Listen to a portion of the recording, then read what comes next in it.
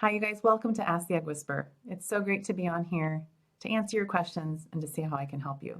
Just a reminder, this is not considered medical advice.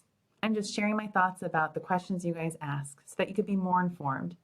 There's a saying. You've heard many of my sayings, but one of them is, the more you know, the better things will go. I'm hoping that by listening to this show, you can then learn more about what your particular situation is, and then you can feel more informed about your own situation. So let's get started here. This first question is from Heidi. She's 42 from Finland, and here's what she sent in. I had a healthy baby boy end of February this year. No issues during pregnancy. This is going to be triggering, so you can stop listening right now for those of you who don't want to be triggered by a really sad story. He passed away 2 days after birth, asphyxia, umbilical cord around neck, too long of labor, infection, placental abruption, and C-section was done too late. I got pregnant naturally after trying to conceive for 10 months.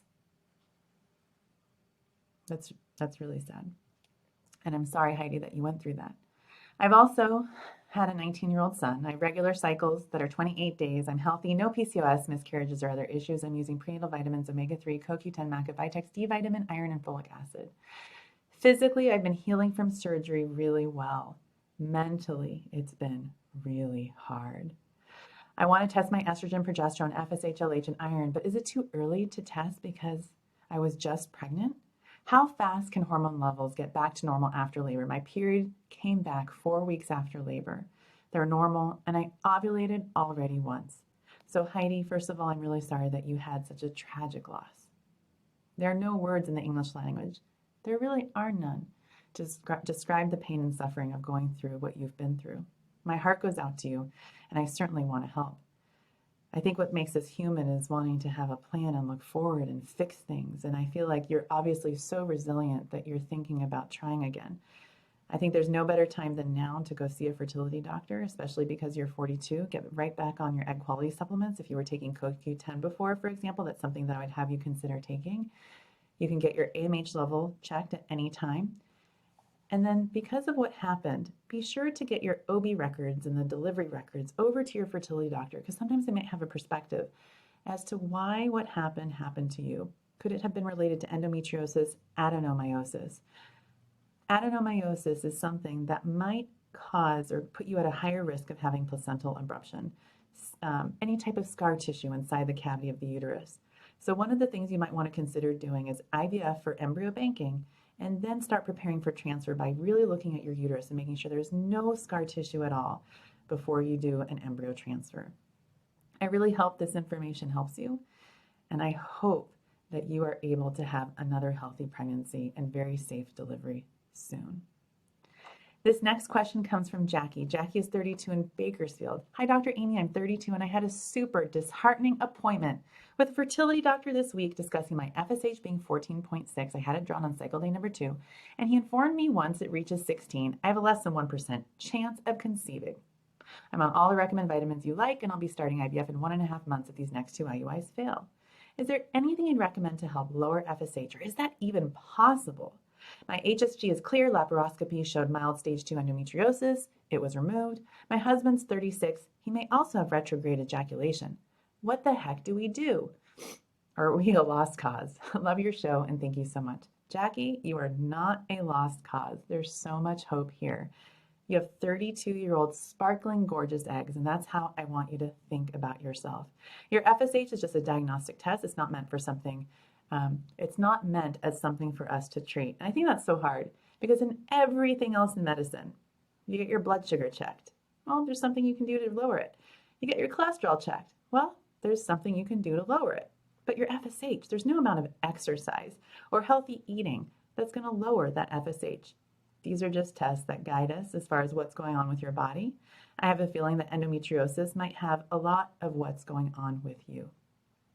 My recommendation, because you mentioned the retrograde ejaculation, is we don't want a sperm emergency on the day of your egg retrieval.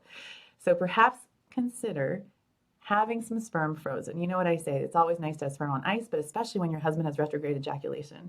You don't want an issue on the day of the egg retrieval where you're like, oh man, why didn't I get this sperm ahead of time?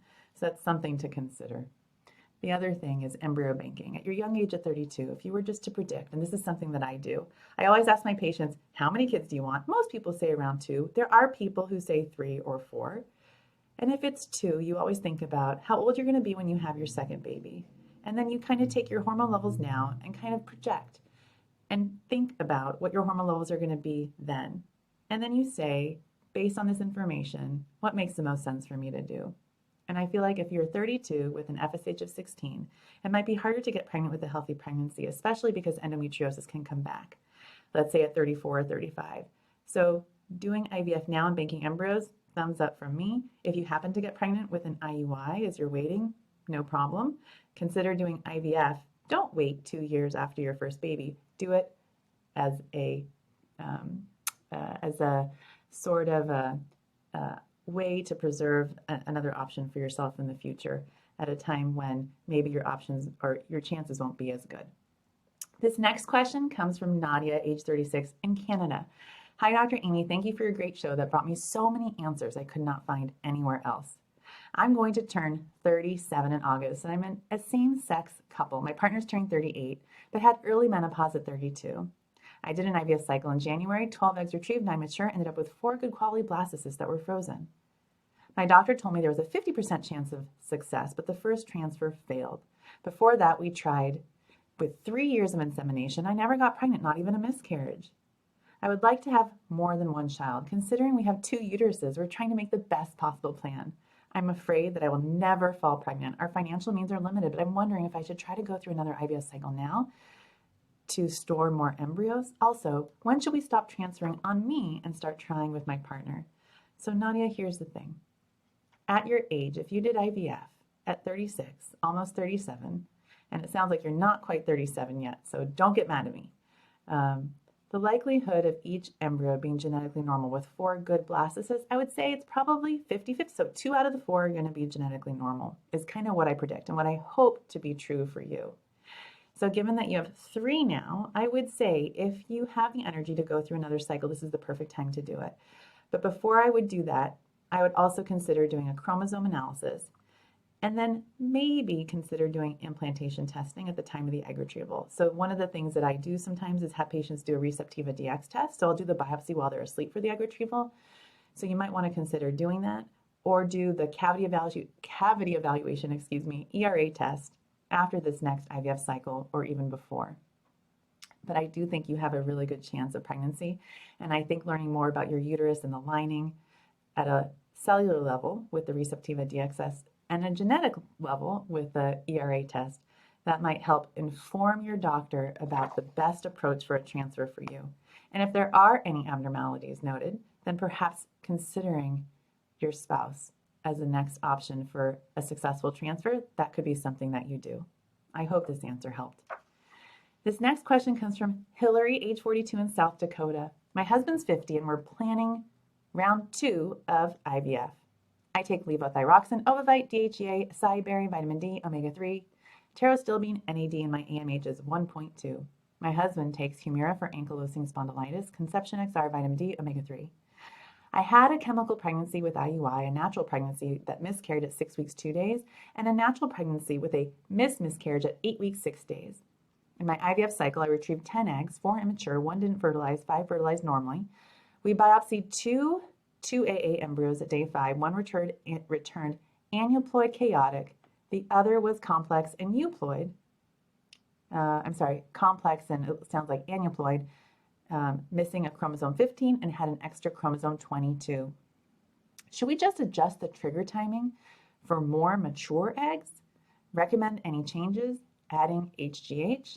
So Hillary, the answer is yes. I do think you can ask your doctor if they would consider adding HGH to your protocol to see if that will help. As far as the trigger shot dosing, you had 10 eggs, 4 immature, so what that sounds like is you had 6 mature. That's actually pretty darn good. Look at the sizes of the follicles and ask your doctor how many mature eggs that they were expecting at the time of the egg retrieval. And if it seems like they were expecting more, then perhaps waiting an extra day, doing the trigger shot perhaps closer to 36.5 hours rather than 36. There are certain things that you can do that might help get you more mature eggs, but your doctor would truly know after looking at the Sparkle checklist with each visit what they can do to make things even better. The other thing that might be helpful, and don't ask me why, seriously, don't, because I don't know why. There are some people who do better in the mid-luteal phase, meaning they start medications when that wave of eggs starts or is seen after ovulation. I don't know why. And I think more and more doctors are having experience with these types of protocols, so that might be something for you to consider doing with your doctor. I would also make sure that you've looked at my Embryo Diamonds checklist and ask your doctor if they were reporting mosaicism to you. While your embryos sounds like they were abnormal, the embryo that was missing a 15 and had an extra 22, I would make sure that they report a mosaicism to you if present. This next question comes from Shelby, age 25, from Oklahoma. Here's her question. I'm confused on the next step to take. 2 doctors have told us 2 different things. We're both 25. My husband's sperm is 3 to 7 million in 2 different analyses with a morphology of 5% and motility of 54%. My labs are great, 28-day cycles, and I've always had a positive OPK on cycle day 14. During ultrasounds, I have heard them say that everything looks great on my end. I even had a uterine biopsy to confirm ovulation. My doctor said the tissue was lagging 3 days behind what it should have been. He said I needed a laparoscopy hysteroscopy next to see if I have silent endo. I have no symptoms. The other doctor said biopsies are no longer used to determine luteal phase defects and said he would not recommend this surgery since my husband is a clear factor and I have no symptoms. What do we do? We've been trying for a year and are looking at IUI next month without surgery. Is this a mistake? Shelby, it is not a mistake. Listen to your gut, listen to your uterus, I should say. I feel like if you had symptoms of endometriosis, perhaps it would make sense to consider a hysteroscopy laparoscopy. I think that if you haven't had an HSG, you could do that and not put yourself through surgery. And if you're curious about whether you truly have silent endometriosis, doing the Receptiva DX test is something that you can do. With your husband and his sperm, you know my personality, especially because you're 25. I take things very, very seriously for young people because if they're young and having a problem, then you really want to do as much as you can, because who wants to see me and get pregnant in my office? Honestly, it's way better at home. To give people the chance of pregnancy as much as you can to improve the things that are in their control. So I've created, I know you guys know this, you're like, yeah, another silly mnemonic, and that's okay. You can make fun of me all you want, but as long as everyone knows the balls method, my job is done. But make sure you've looked at your husband's sperm DNA fragmentation, ruled out of varicocele, looked at his testosterone. There are things that you can do to raise a guy's sperm count. Like what? I know. Here we go. Clomid or Arimidex, HCG shots, or Gonal-F. These are things that a male fertility specialist can order for your husband. And guess what? His sperm counts can go up, and then you don't need me. While who wouldn't want to see me, right? But hopefully you can ask a urologist these questions, and rather than poking and prodding you and doing surgery on you, maybe do the poking and prodding on your husband to see what we can do to make his sperm sparkle first. This next question comes from Angelina, age 36, from Livermore, California. I have a question for your show. I've had 2 early miscarriages in the last 4 months, both at exactly 5 weeks. I had a thyroidectomy for thyroid cancer in January and 2 radioactive iodine treatments. The last treatment was March of 2020. My concern is maybe I'm just too hyperthyroid to stay pregnant. They keep my TSH at 0.01 and suppress any remaining cancer and want me to increase my Synthroid a lot, even in early pregnancy. I do have a daughter who was born before all of this. I was diagnosed 20 weeks postpartum. My TSH was 0.01 and T4 10.9 on the labs I had done 1 day prior to miscarrying. Also, I'm 36, so maybe I just have bad eggs now. Well, you know, again, my personality is you're a young, fertile woman and you have good eggs. That's how I want to see yourself. That's how I want you to see yourself and believe yourself to be. And then learn more about yourself. Get your AMH checked, get a follicle count done, and look and see why you had these miscarriages. I created the Angel checklist just for this reason, to look for autoimmune factors, and it sounds like you might have one if you had a postpartum thyroiditis. It sounds like that was diagnosed. No, forgive me. You shared that your thyroidectomy was due to thyroid cancer. So it doesn't sound like it was an autoimmune issue, and that's why you had to have your thyroid removed. So what I'm thinking for you is go through my checklist, autoimmune, look at the anatomy of your uterus, look at genetics, chromosome analysis for you and your husband, sperm DNA fragmentation testing, get some of those labs done, and then meet with someone like me. And then we can talk through the steps that you could take to give yourself a lower risk of miscarriage and a higher chance of a live birth. And sometimes at 36, it could involve doing IVF with genetic testing. That doesn't fix everyone's problems who has a history of miscarriages, but it might be at least information that you would want to know now before your next pregnancy. Some of the things we sometimes do for people who, for example, don't want to do IVF in situations like this is after ruling everything out, we provide progesterone support, aspirin, and sometimes we even add ovulation medications, not because you have an ovulation issue, but because if you ovulate more than one egg, perhaps there's a higher chance that one will be a healthy embryo. More than 50% of the time, an embryo will miscarry or stop growing because it's genetically abnormal. But the times where it's not abnormal and is normal, that's why doing these tests can sometimes help, because it might help prevent an issue that might occur in the future by treating you with things like Lovenox if you have antiphospholipid antibody syndrome, progesterone if you have a low progesterone. This next question comes from Cynthia. Cynthia is 45 years old in North Carolina. Dr. Amy, I love your show. I wish I found you prior to my first IVF cycle. I did one cycle last year with a failed cycle since I was 44 at the time. My doctor wanted to push me. My AMH was 0.7. Treatment included Gonal 400, low-dose HCG, microdose Lupron. Closer to retrieval, I was also on Omnitrope, which is HGH. Progesterone, estrogen, I did have a trigger shot. Don't remember what it was. We retrieved 11 eggs, 9 mature, 7 fertilized, 3 blasts. Genetic testing was done. Holy smokes, you got 3 blasts at 45? That's pretty cool. 4AB, 4BB, 4BC. My question, is it now worth doing another round? All my blastocysts were not normal. Or should I go right to donor egg? I do have 2 older children from a previous marriage. I had my tubes tied, which is why I have to turn to IVF. Money, of course, is an issue continuing with IVF. Is my age telling me my eggs are rotten? Help. Thanks. So Cynthia, I think it's super hard because your tubes are blocked. It would be so cool if somehow they can fix your tubes, but once they're burned, it's really hard to put them back together again. So my thought process is look at how much money you have and then see whether if you did another cycle and it didn't work, whether you could pivot and still move forward with IVF with an egg donor. Sometimes just exploring the egg donor part, you're just like, oh yeah, this makes sense. Why would I spend all this money for a 5% chance when I can spend all this money for an 85% chance? I wish it was as easy as that, because it isn't. For some people, they're like, oh yeah, that makes sense. I'm just going to go right there. I'm going to pivot, never look back. But for other people, it's really hard for them to get there, especially in cases where you have a child with your own eggs. Sometimes people have these ideas about how they're going to feel once they see a baby that's not with their own eggs. So I strongly recommend that you meet with a psychologist. There's so many fantastic psychologists around here, and I'm sure in North Carolina and around the country, that will talk to you about all the issues that using donor eggs can sometimes raise for us as mothers. So my recommendation is ask yourself this question. When I'm holding that baby, am I going to look down and be like, I wish I tried my own eggs one more time if that baby was from a donor egg?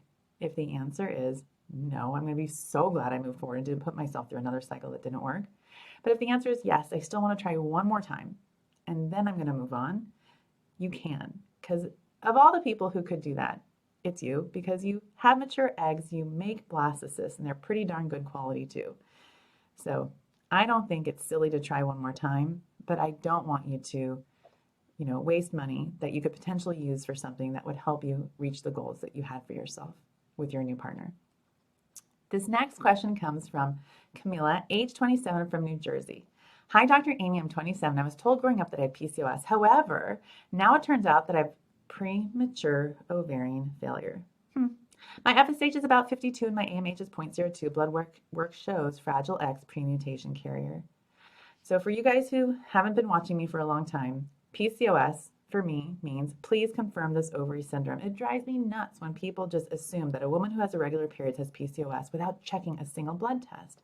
Because of stories like Camila in New Jersey at 27, who's now finding out that she had premature ovarian failure and it wasn't PCOS at all. So off my soapbox, let's keep going. Thank you, Camila, for sharing this. I'm healthy. I exercise regularly and eat a clean, gluten-free, dairy-free diet. I've always been super healthy. I made an appointment to see an RE, but I'm not feeling very hopeful for what the future holds. Do you think I should start IVF immediately? We're open to waiting unless it's absolutely necessary to start now. Do you think I should start using my own eggs or donor? Thank you for everything you do. So Camila, I would say, given your AMH and your FSH, the likelihood of getting a healthy egg is going to be really, really low. Am I calling it 0%? Probably close to that. The reason is there's a genetic reason for this. And I would say that in cases like yours, sometimes I think about doing all this. Someone called it the other day weird. They're like, that's so weird. And I'm like, okay, maybe it's a little bit weird for you, but not for me. But there are things that I sometimes talk to people about, like taking certain drugs or, consider certain things like, ovarian rejuvenation with my friend in New York, Dr. Murphy. So there are all sorts of things sometimes people will consider doing. But when you know the reason why, then you have to say, well, given this situation, it might make more sense to consider donor egg. And there's no such thing as a donor egg emergency. You don't have to have regular cycles to carry a pregnancy. You just need to have a healthy uterus. You don't even need to have ovaries because we can mimic pregnancy, I should say, or ovulation with hormones. So that's why you take estrogen and progesterone. So I would say this is a great time to meet with a therapist. Talk about donor eggs, talk to your fertility doctor, make sure your husband's had his carrier screen done, and go through all the different options.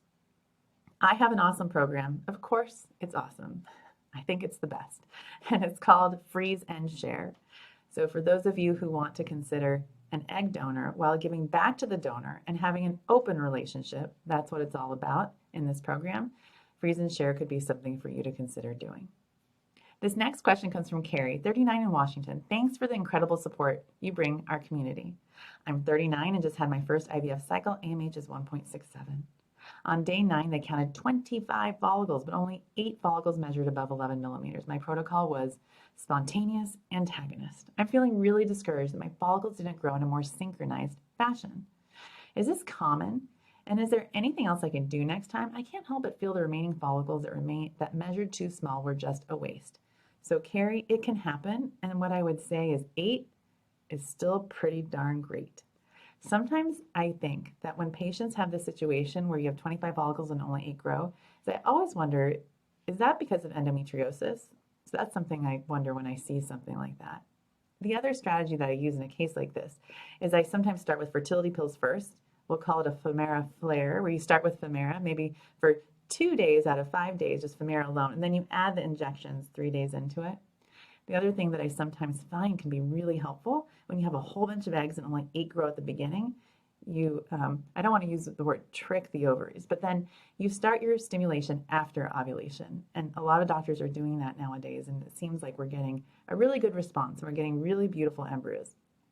And that's called mid-luteal phase start or stimulation protocols. So that might be another way that your doctor can cook your eggs, so to speak, and make you an amazing momlet in Washington. This next question comes from Sammy, 32.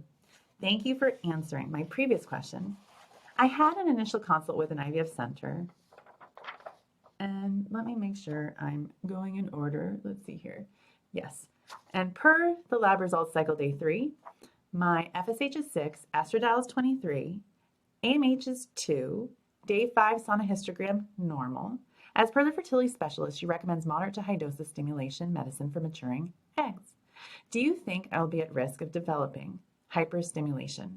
What should be my protocol since I'll be going through PGTM for DMD gene mutation? That's Duchenne muscular dystrophy. Shall I go for a natural cycle IVF or a mini IVF? So, Sammy, whenever I have a patient who needs to do PGTM, I want to be, I don't like to use the word aggressive because it makes it feel like I'm going to be fighting with your ovaries. I'm going to be aggressive with them, but not at all. I want to be very conscious about the fact that we really need every single egg as possible to be mature to give you the best chance of getting this one and done. Of course, that's my strategy for everyone, but when you're doing genetic testing, I really want to get every single egg to maturity as I can. With your AMH of 2.0 and your antral follicle count of 28, you are at higher risk of having OHSS.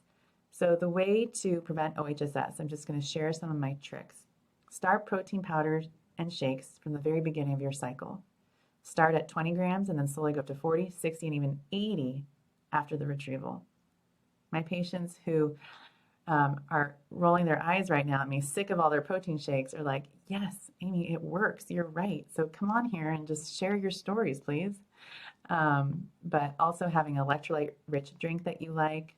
You can get these electrolyte powders. Just search online and see which one you like the most. There's so many out there.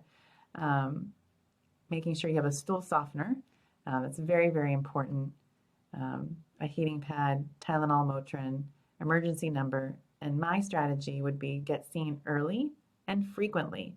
My patients who have a lot of eggs, I will actually see them maybe 7 times during the IVF cycle. Cycle start, 2 days later, the day later, maybe 2 days after that, the day after that, the day after that, the day after that, until the egg retrieval. Why? It's so I can sleep at night and feel like they're going to be safe. I'm adjusting the medication so I can be as aggressive as possible without putting anyone in the hospital.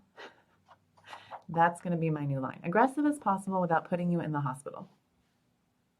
Amen. Okay. This next question is from Bonnie. Bonnie is 32 from New Haven. Is it safe to get the COVID-19 vaccine if trying to get pregnant via IVF? Are there any issues related to fertility after taking the vaccine?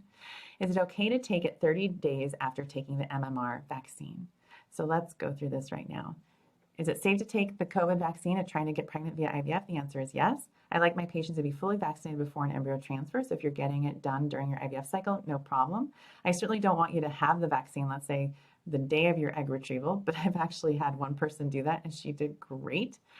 We talked a lot about it. It was her second dose. She did really well with the first dose, so it was the right thing to do for her. But talk to your doctor. Every doctor will have their recommendations for you based on their, their own experiences and their and what they know about you. One of my friends tells her patients not to do it within 3 days of the egg retrieval, just because if you get a fever, you're not going to know, is it from the egg retrieval? Is it from the medications? What is it going to be? And I understand that approach as well. And then as far as fertility after taking the vaccine, my patients have been getting the vaccine since December. I haven't noticed any change in my pregnancy rates from IVF, IUIs, not at all. Is it okay to take it after the MMR? The answer is yes. We like to wait 2 weeks between both vaccines. This next question comes from Cindy, also 32 in New Mexico. I had an initial consult in an IVF center. Me and my partner do not have any fertility issues, but I'm a carrier of a gene that leans to a disease that affects boys and makes a girl affected as a carrier if I pass a mutation to my child. Since I'll be opting for PGTM, as per the ICSI, will be used to avoid, and as per them, I should say, we'll be using ICSI to avoid inaccurate PGT results due to other sperm getting stuck near egg cells, as in the case of traditional fertilization. Is ICSI required in the case of PGTM? Will it cause any damage to the egg or have birth defects due to ICSI procedure in the future? That is a great question. So I always say you want to make these procedures as easy as possible for the embryologist, right? So if they're worried about sperm that are sitting around your embryo when they're doing the biopsy, they might not be able to do as good of a job for you. So can you do IVF without ICSI and still do genetic testing of an embryo? The answer is yes. Would the genetic testing companies say that you had to do ICSI? They would say no.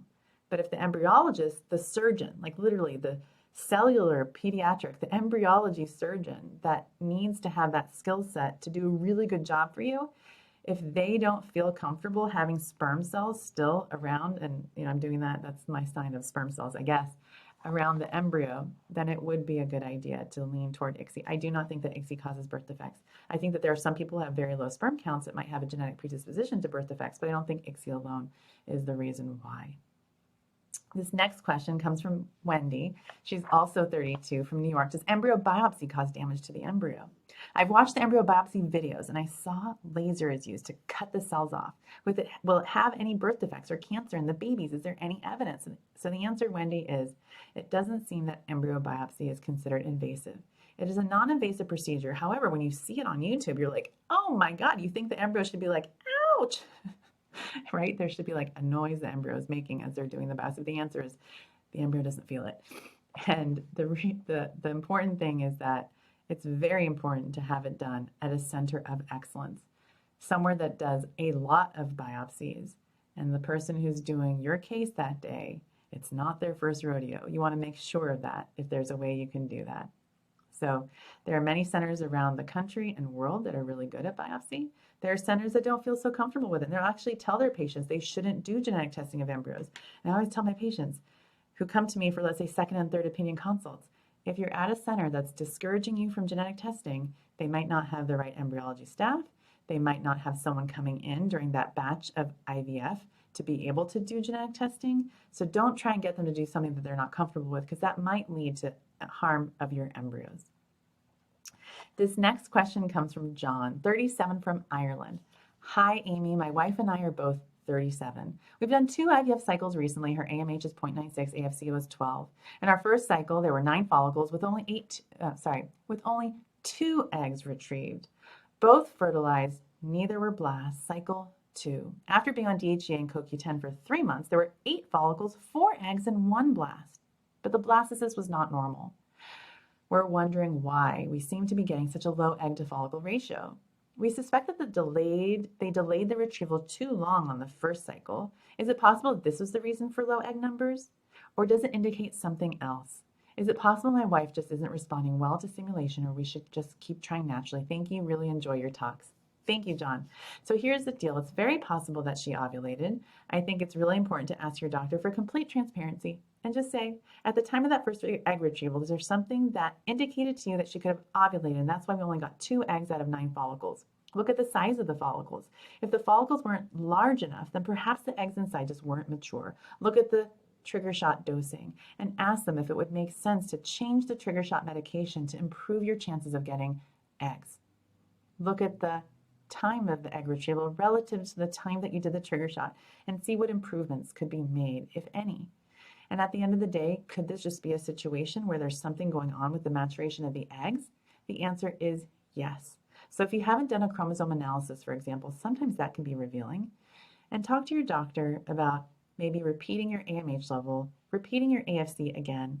And it sounds like you've been tracking and trending them, but I think sometimes you can see a change in AMH, and you can see that in the blood before you necessarily see it on ultrasound for some people. And so that might be something interesting. That might give you a clue as to what's going on with you. I do think it's still a good idea to try naturally. And I think that there are other ways of trying to get eggs to come out of, to basically get eggs. And so you've heard me on this show today talk about so many different protocols and options. So perhaps trying different options like a mid-luteal phase start, more of a hybrid cycle combining fertility pills and injections. Those are different ways and things that your doctor could probably consider as options for you for a future cycle. This next question comes from Robin. Robin is 44 years old in Arkansas. I can't thank you enough for the information you share. We have 1 healthy daughter born September of 2018. No fertility treatment or complications. In July of 2019, at 42 and a half, my AMH was 2, FSH 7. I had 20 eggs retrieved, 10 fertilized, 1 embryo made it to day 5, and it was abnormal. Then COVID happened. We couldn't afford any more treatments because I had to take off work. Now I'm 44 and 3 months. I'm sorry. I haven't checked my AMH yet. My periods are still normal, but I know that doesn't really mean much. I don't want to give up. I was thinking I might have a better chance if I freeze eggs. I can afford to freeze more eggs than embryos. If I freeze and freeze and freeze, I think I can afford to do it every month for 4 months or so, for a year and a half. I could stop when I turn 46, then start trying to make embryos. Do you think this is a good plan? Does freezing the eggs harm them at all, or is it safer to freeze embryos? So Robin, here's the deal. The deal is this. The deal is that if your eggs are on the lower quality side, which is so normal at 44, they don't do so well as being fertilized as frozen eggs. They don't do so well sometimes when you try to warm them or thaw them after they've been frozen. I always recommend to my patients who are, especially over the age of 40, in a situation like yours, to consider fertilizing the eggs whenever you feel comfortable doing so. So that would be my strategy.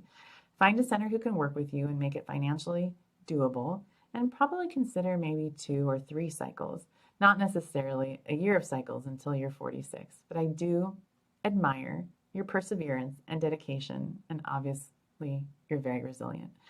So I do think it's a good, exciting plan to look forward to another pregnancy, and hopefully with your own eggs. I still think there's a chance, given at 42 and a half your AMH was 2. I would predict your AMH is probably close to around 1 right now. and you'd probably get around at least 10 eggs still at 44. You could be one of those people. I have the highest number of eggs I think I've retrieved for someone who was over 44 was probably something like 23. So there are some people out there that still have the ovarian reserve like you. This next question comes from Allison. She's 35, writing in from New York. I froze my eggs 4 years ago at 31. They retrieved 37, and I thought I was all set. 2 years ago, I started trying, and it didn't work, so I went to the fertility doctor. We went through 4 rounds of IUI and 1 round of IVF. For the IVF, we retrieved 20 eggs, 14 mature, 11 fertilized, but only 2 made it to day 3 blast. We did a FET with one, and the other was poor quality. That FET ended in a chemical pregnancy. So we went back to fertilize the frozen eggs. From the 37 mature, only 28 survived. 18 fertilized, none made it to day 5. But then, day 6, we got 5 embryos and 4 tested normal. My questions: how common is it to have no blast at day 5 and then some make it at day 6 and day 7? The answer is super common. Think of an embryo as a little kernel of popcorn, and we want that popcorn to pop out, and every kernel is going to pop at a different rate. You don't want to eat a kernel, right? And it's like, oh my gosh, my teeth are now hurting. You want to wait until the popcorn's completely out before you do the biopsy, okay? So that's why we wait till day 6 to make sure that it's as safe as possible for the embryo before we do the biopsy. And some embryos just grow faster than others, and they grow on day 5. And you have to ask the lab in their experience in their lab, do day 5s and day 6 really have a really big discrepancy of pregnancy rates? Yes or no? In the labs that I work with here, the answer is no. The difference is minimal, if any. So to answer your question, it is super common to have no blast on day 5 and then to have all your embryos sparkling and ready to be frozen on day 6 and even day 7. Day 7 is not as common though. What thoughts do you have with egg quality in the fall off like this? My thoughts are, holy smokes, thank goodness you froze your eggs at 31. That was such a good idea. I would say at first when I was reading your question, I was thinking, is there a chance that you could have a chromosome issue? It doesn't seem so based on what you've described so far. I would also consider looking at a carrier screen if you haven't done that as well. We want 2 kids. Would you recommend trying an FET now or do another round of IVF after 3 to 4 months of supplements? Thank you so much. So my thought process is this. Look at the implantation rate per embryo based on the quality. Talk to your doctor and have them rank them. And the thing is this. Think about how old you're going to be when you're going to be getting ready for your second pregnancy, and then talk about the percentage rate of pregnancy with the embryos that you have, and then see if it's something that you should consider now. If the quality is outstanding and you have 4, then I would say you probably have enough for 2 kids. However, if they find out something from your implantation testing, like you have silent endometriosis and you might need treatment for that, it might be a smart thing to consider doing another cycle now at your young age at 35. So those are the kinds of things that I would be thinking about for you if you're a patient of mine. This last question today, you guys, comes from Cora. Cora is 38 years old from Chicago. Hi, Dr. Amy. Love your personality and knowledge on the show. Thank you, Cora. I just finished my first IVF stimulation, and it resulted in 7 eggs retrieved, 4 mature, 3 fertilized, 0 viable embryos. All 3 developed normally at day 3 and didn't turn into a blastocyst. I have several questions. Do you recommend to start the stimulation right away, and why? What to change in my medications? In the last round, my medications included 75 of Menopur, Gonal-F 250, and then they increased the Menopur to 150, and then Gonal-F to 450. I think it was because my follicles grew very little in the first 10 days. So here are my thoughts, Cora. Thing 1, do they use birth control pills at the start of your cycle? Sometimes when people get birth control pills at the start of their cycle, their eggs don't grow as fast. So I would potentially remove the birth control pills if possible. Number 2, have you done any genetic testing, Fragile X screen, and chromosome analysis? I wonder what is going on, and is it something related to something that you could have been born with? And this might be something that you want to learn before you do another cycle. It'd be super annoying to find this out after like 2 or 3 cycles that, oh my gosh, you have a translocation, and that's why this is happening. Sometimes that happens where people find out after several IVF cycles when they finally do a test like what I just mentioned to you. So consider that. Talk to your doctor about different approaches, different protocols, and the addition of HGH. And you probably already know the supplements that I would tell you to take, right? Vitamin D, fish oil, CoQ10, NAD, pterostilbene, or something similar to it. And my new thing is sleep well, eat good. That doesn't make sense. Sleep well, eat well, and do good. Be happy. Don't worry, be happy. But I think you know what I mean. So try not to let this horrible experience of going through IVF cycles that don't work take away your joy as much as you can. So try to find a community that can relate to you, listen to you, and try and support you. And what my sister always says to me, Amy, I'm calling to talk to you, not to hear you talk. Stop listening with your mouth. So I think it's important to find friends like that. And I'm sorry you had that experience. But I know in Chicago, there's so many fabulous doctors in Chicago that are all my dear friends. And I know they would all be fired up about trying different things to help you. Thank you guys for joining me on tonight's Ask the Egg Whisperer. I'm going to flip through today's questions that you guys are chatting with me live about. I'll just kind of hang out here for a few minutes before I go home. So thank you guys for writing in. Next, let's just start from the top. Hi, Dr. Amy. What are your thoughts on Intralipids? My thoughts on Intralipids are I don't recommend them if a patient wants them. I'm like, sure, you can go to Jamba Juice and get a smoothie, or you can pay $800 and get one through your vein.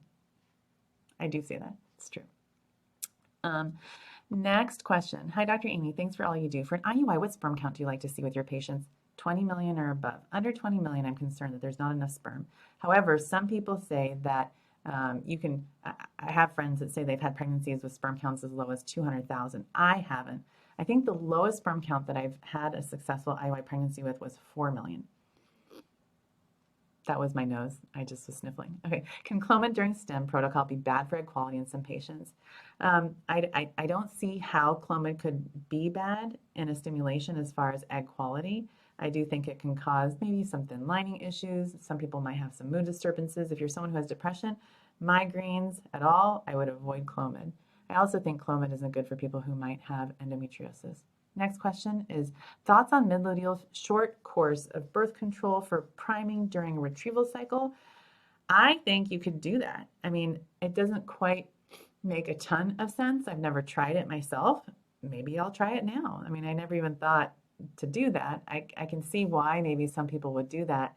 If let's say they wanted to delay your start time in your cycle, that could be a strategy that they could use. I'm kind of impressed by that kind of creativity. Maybe I'm going to add that. Do you use Omnitrope for your patients? When? How much? If yes. I don't use Serovital. I do use Omnitrope. They usually do it twice a week leading up to the stim and then every day or every other day during stimulation. Next question. I'm 35 and I have a low AMH. My husband has no sperm. Okay, let me see where the question is. I don't see the rest of the question here. This next question is, can you do an ERA during your retrieval cycle? I thought progesterone was needed before the biopsy. The answer is you're right. You can't do an ERA in an egg retrieval cycle unless you're going to do it, let's say, 5 days after your egg retrieval. Otherwise, we don't necessarily do it during the actual retrieval.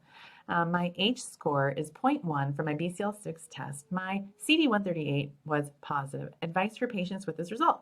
So what I would say is take a course of antibiotics, and it sounds like if it's rare stromal plasma cells, I wouldn't worry about it. Someone's asked me, what's your secret besides work? You look so fresh.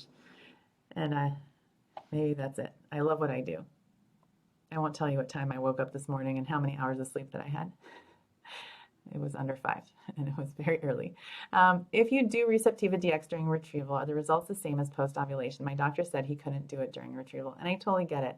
So what I tell patients is that if your test is positive at the time of the retrieval, it's positive. If your test result is negative, then you might want to consider repeating it. So if I have a positive test, I'm like, I'm glad I did this. It's positive. I didn't need to put you through another procedure. If it's negative, then I say, let's repeat it with your ERA.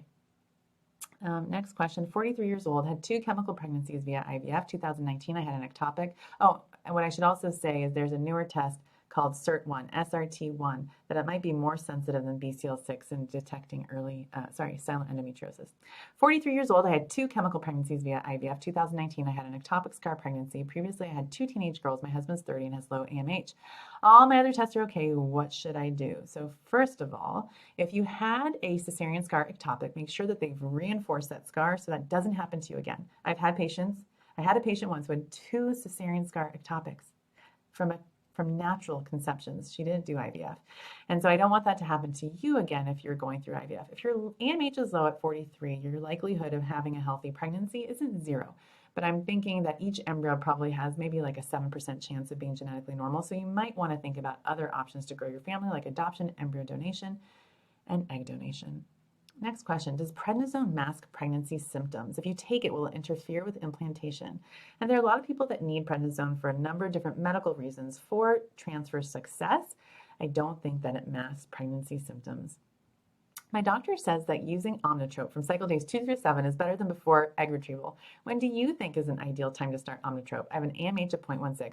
I start even before you start stimulation. You take it during stimulation up until the egg retrieval.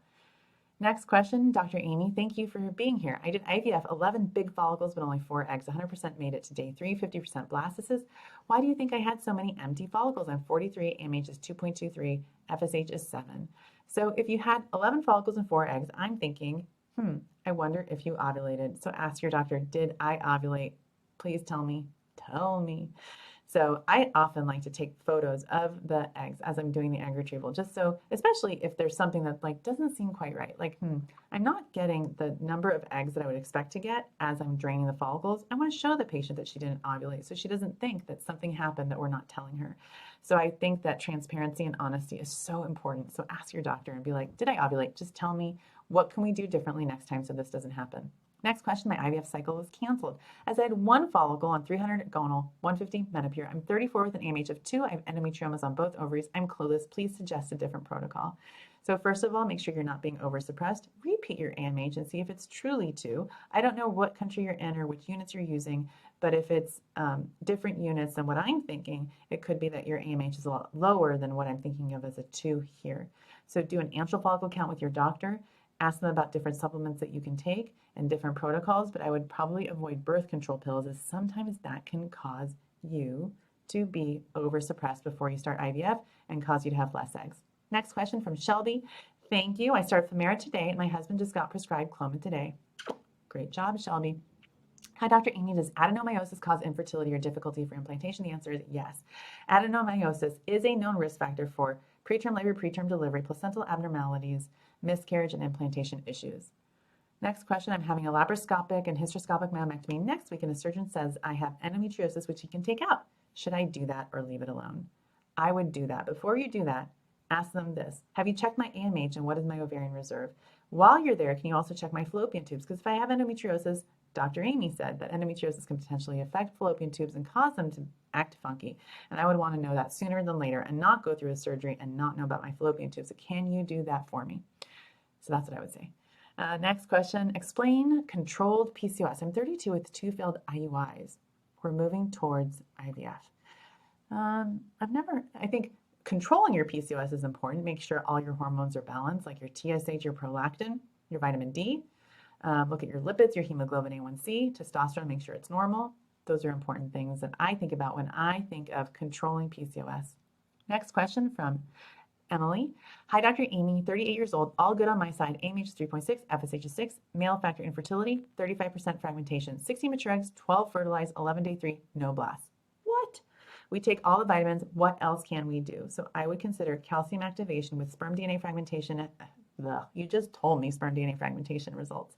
With Zymot fertility, and then make sure you've done chromosome analysis on both sides so we're not missing an issue that you would want to know ahead of time before doing another cycle.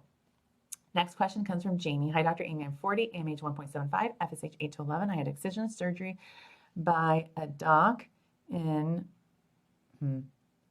January. 1 day 5 PGT normal, 5 AE blasts. Is excision surgery good enough? Debating banking embryos and possibly doing Lupron. Any thoughts? So Jamie, I would say yes. I would bank more embryos. If you have endometriosis, we know that it can come back and get worse. I would also talk to your doctor about whether they noted adenomyosis and whether they think that the surgery was good enough. If they think it's good enough, then I would say consider doing the ERA test and then transfer. If they don't think it's good enough, then I would say before you take Lupron, do more cycles now. Let's see here. Protein makes a world of difference. Yes. Let's see here. Next question, Dr. Amy, you rock. Your thoughts on whether I require any tests following a polypectomy and before my FET, or can I just start when my period comes? I think you can start before your period comes, but sometimes those pesky polyps come back.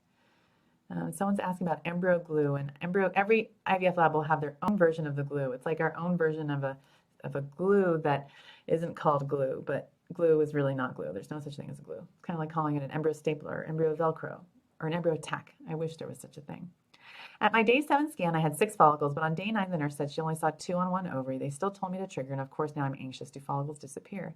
And the answer is yes, some follicles don't have viable enough eggs to grow. So that's why I talk to everyone about their IVF pyramid and what it looks like before their cycle. And with each visit, I call it the Sparkle Checklist. We go through each of those things: size, protocol, am I happy, retrieval date, should we keep going, the estrogen level in the lining. Those are the 7 things that everyone should know with each visit as they're going through their IVF cycle. I thought endometriosis could affect egg quality and successive implantation. Shouldn't it be treated before proceeding with fertility treatments? Great point. This is the thing. When you remove endometriosis from the ovaries, sometimes, guess what? You might be removing healthy eggs. You could be very well intentioned and you're trying to improve someone's chances, but the reality is you're actually taking away healthy eggs. So typically what we like to do, and not every case, but in some, we like to do IVF first and then do treatment for endometriosis and then transfer. But sometimes it makes sense in certain cases, especially if a patient has severe pain and their quality of life is really being impacted by endometriosis. Consider doing the surgery first and then IVF. I like to do IVF first and fertility treatments first because sometimes those treatments can worsen endometriosis. And I'd hate for me to have a patient go through surgery and then I'm putting them through treatment and then the endometriosis comes back. And that just isn't very, very annoying. What test do you suggest for my fiance and I to do prior to getting pregnant? There you go. 5 tests. TushyMethod.com. T for tubes, U for uterus, S for sperm, H for hormones, Y for your genetic profile.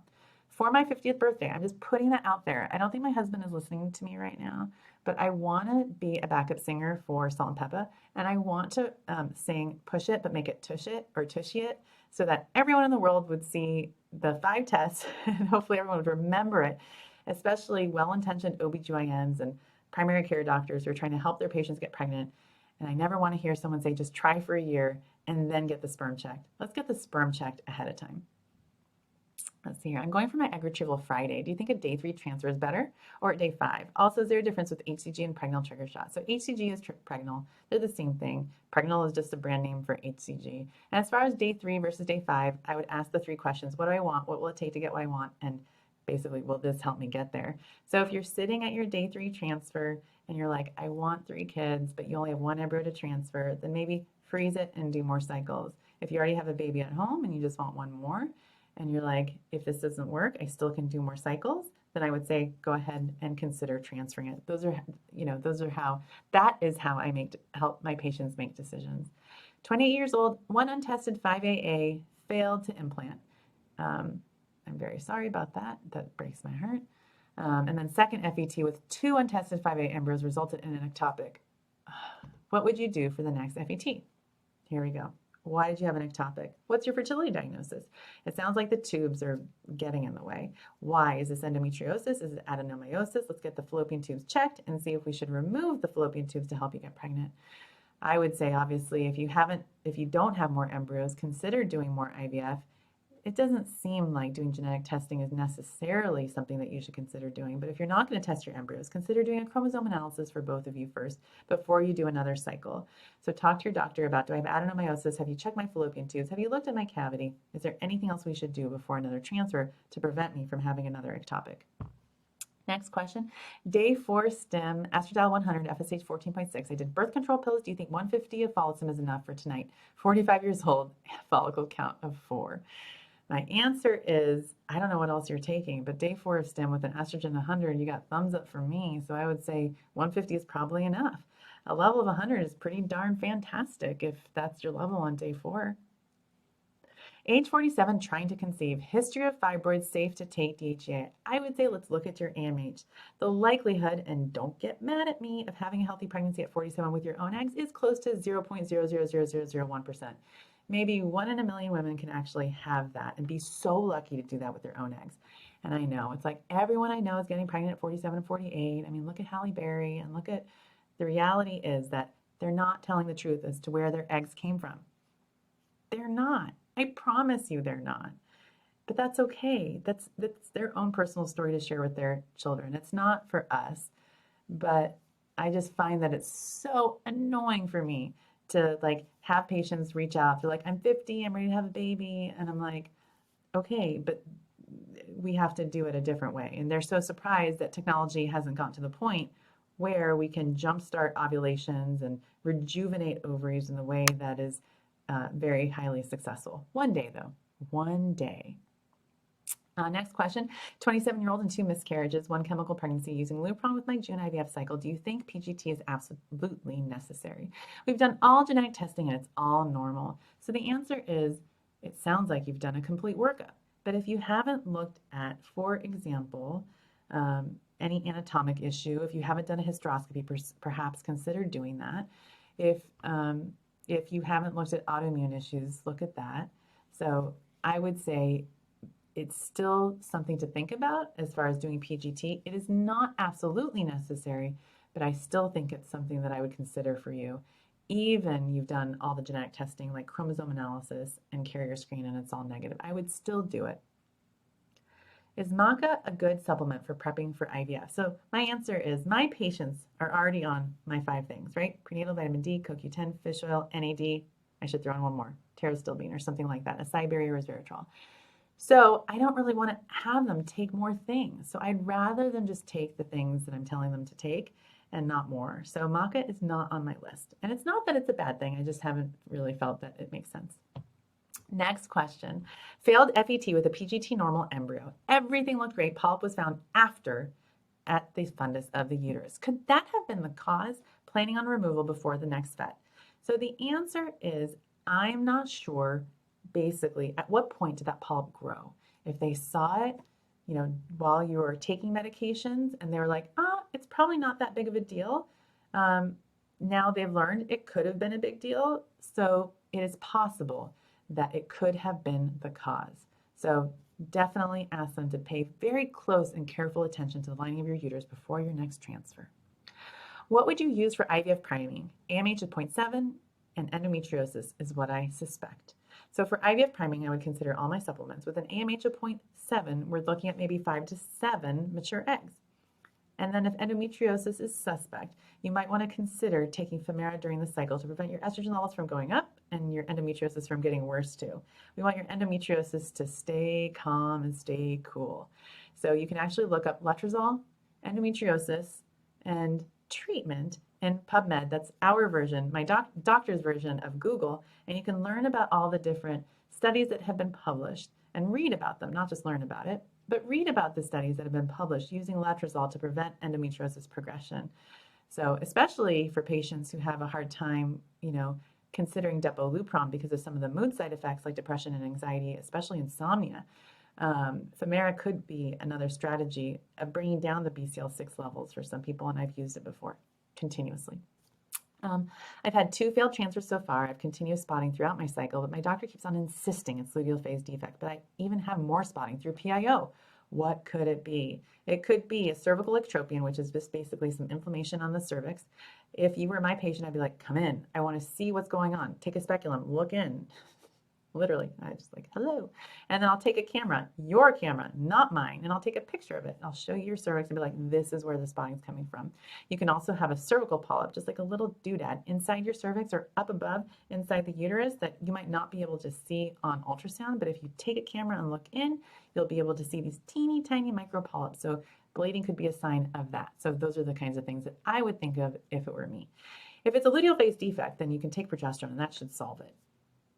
So just thinking out loud here. I have had 2 failed transfers so far. I've continuous, I already answered that one question. I think I did. What do you do for unexplained RPL? All investigations and tests are normal. Most recent miscarriage was 12 weeks and karyotyping of fetus confirmed normal. So sometimes I consider, adenomyosis, endometriosis. The other thing I do is HLA-KIR typing, and I look at that to see the compatibility between the HLA and KIR genes. Can you have a normal pregnancy after ectopic resolved with methotrexate? The answer is yes. Dr. Amy, I'm 44 and doing a FET. How many embryos do you recommend I transfer? It depends. Are they genetically normal? Are they from a donor egg? If they are your own eggs at 44, I would put in whatever you have to transfer. I mean, I've transferred even 8 embryos in someone who's 44 to help her have 1 baby. They were not genetically tested, people. Not. I do not want my own show like that. I had a failed IVF cycle, thought we had male factor infertility, and they told me we failed because my eggs were immature, and that's why the embryos stopped developing. What can we do to help my eggs? Well, if they were immature, it may not have anything to do with you. It could be an issue of not letting the follicles grow enough, not giving you enough of the trigger shot, not timing your trigger shot correctly for what your body needed. So those are all of the little nuances that your doctor can think about for you for next time.